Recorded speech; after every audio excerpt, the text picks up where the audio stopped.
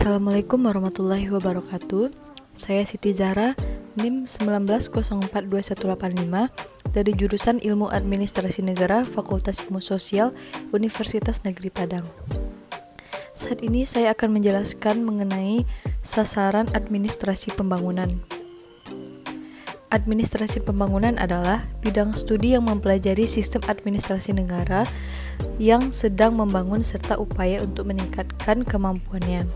Hal ini berarti dalam studi dan praktik administrasi pembangunan diperlukan adanya perhatian dan komitmen terhadap nilai-nilai yang mendasari dan perlu diwujudkan menjadi dasar etika birokrasi.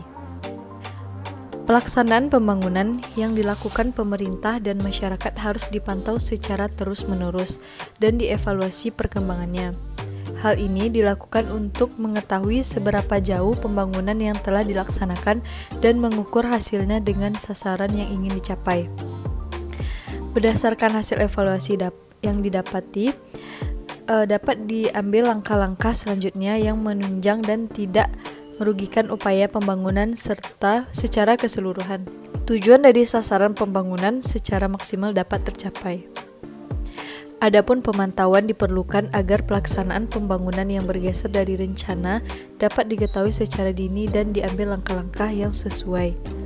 Pergeseran itu dapat berupa: pertama, sasaran yang tidak tercapai; yang kedua, sasaran terlampaui; yang ketiga, sasaran peralihan dari sasaran satu ke sasaran lainnya.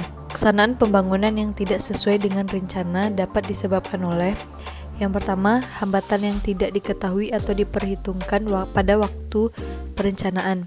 Yang kedua, perkembangan keadaan yang tidak dapat diantisipasi pada tahap perencanaan. Ketiga, realisasi dari perkiraan yang berbeda dari perencanaan atau karena perencanaan yang tidak tepat. Berikut aspek-aspek administrasi negara yang menjadi sasaran administrasi pembangunan. Yang pertama, pengembangan kelembagaan. Aspek kelembagaan merupakan salah satu sasaran pembangunan administrasi negara pada organisasi di lingkungan eksekutif pemerintahan negara. Hal-hal yang berhubungan dengan pengembangan kelembagaan adalah sebagai berikut. Yang pertama, prinsip-prinsip organisasi. Yang kedua, pentingnya pendekatan kesisteman. Selanjutnya yaitu manajemen sumber daya manusia. Manajemen sumber daya manusia atau MSDM merupakan bagian dari ilmu manajemen yang memfokuskan perhatiannya pada pengaturan peran sumber daya manusia dalam kegiatan suatu organisasi. Manajemen sumber daya manusia merupakan manajemen yang menitik beratkan perhatiannya pada faktor produksi manusia dengan segala kegiatan untuk mencapai tujuan organisasi. Organisasi apapun, termasuk berbagai satuan kerja di lingkungan pemerintahan, sumber daya manusia merupakan sumber yang paling strategis. Berikutnya yaitu fungsi-fungsi manajemen sumber daya manusia. Berikut secara terperinci fungsi-fungsi manajemen sumber daya manusia yang harus terselenggara dengan sebaik mungkin agar bantuan yang diberikan benar-benar bermanfaat bagi semua satuan kerja pelaksana tugas pokok. Selanjutnya yaitu pengembangan kemampuan. Kemampuan adalah sifat lahir dan dipelajari yang memungkinkan seseorang dapat menyelesaikan pekerjaannya. Menurut Mitzberg, kemampuan yang harus dimiliki seseorang dalam menghadapi pekerjaannya itu: yang pertama, keterampilan teknis, yaitu kemampuan untuk menggunakan alat-alat, prosedur, dan teknik suatu bidang khusus. Yang kedua, keterampilan manusia, yaitu kemampuan untuk bekerja dengan orang lain, memahami orang lain, memotivasi orang lain, baik sebagai perseorangan maupun sebagai kelompok.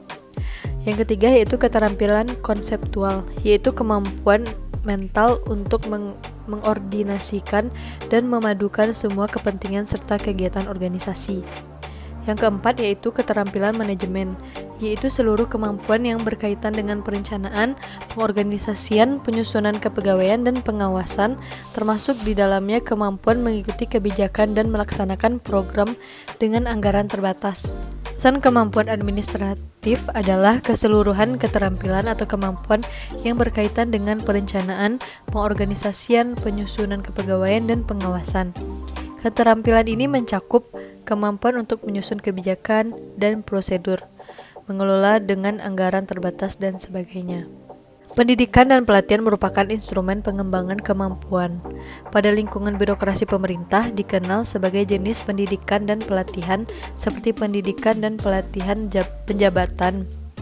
prajabatan, pendidikan dan pelatihan perjenjangan yang diperuntukkan bagi mereka yang menduduki jabatan struktural, pendidikan dan pelatihan fungsional yang menyangkut bidang tugas fungsional instansi tertentu, serta pendidikan dan pelatihan yang bersifat teknis. Selanjutnya, pengembangan citra positif.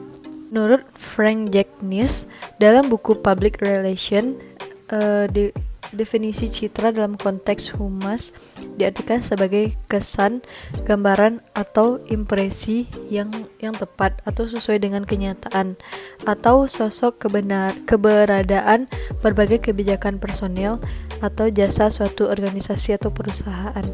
Karena banyaknya praktik-praktik yang terjadi di lapangan, citra negatif birokrasi harus diubah menjadi citra positif. Berbagai cara yang dapat ditempuh adalah komitmen pemimpin pemerintah untuk memberantas korupsi dan kolusi, menjadikan diri sebagai panutan dan teladan, menjauhkan sanksi berat terhadap mereka yang terbukti melakukan tindak pidana korupsi, meningkatkan kesejahteraan pegawai dan keluarganya, mendidik masyarakat untuk berani menuntut pegawai negeri agar bertindak dan bersifat jujur. Dan bagi para pejabat, pemimpin menanggapi secara positif dan cepat laporan yang masuk dari masyarakat dan tidak membela para bawahannya. Selanjutnya yaitu budaya organisasi. Budaya adalah sekumpulan pengetahuan, kepercayaan, seni, moral, hukum, adat, dan kapabilitas serta kebiasaan yang diperoleh oleh seseorang sebagai anggota sebuah perkumpulan atau komunitas tertentu. Budaya organisasi merupakan pola keyakinan dan nilai-nilai organisasi yang dipahami, dijiwai, dan dipraktikkan oleh organisasi sehingga pola tersebut memberikan arti tersendiri dan menjadi dasar berperilaku dalam organisasi. Budaya organisasi merujuk kepada suatu sistem organisasi yang membedakan organisasi tersebut dari organisasi lainnya. Fungsi budaya organisasi yaitu pertama, mengikat seluruh komponen organisasi terutama pada saat organisasi menghadapi goncangan.